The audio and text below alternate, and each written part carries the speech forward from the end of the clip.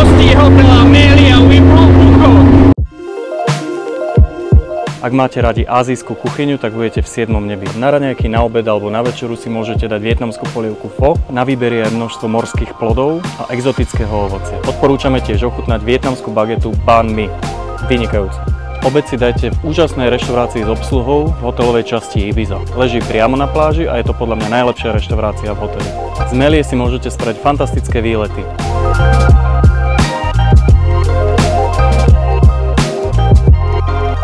Odporúčame návštevu hviezdicovej pláže, tu však pozor, aby vás nezobrali na pláž, kde je málo hviezdic a ktorá nie je taká pekná ako tá, ktorú vidíte na fotkách. No a jazdu na najdlhšej lanovke sveta si nemôžete nechať ujsť.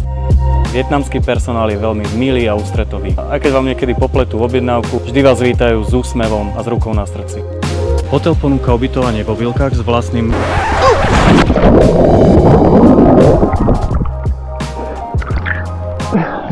bazénom.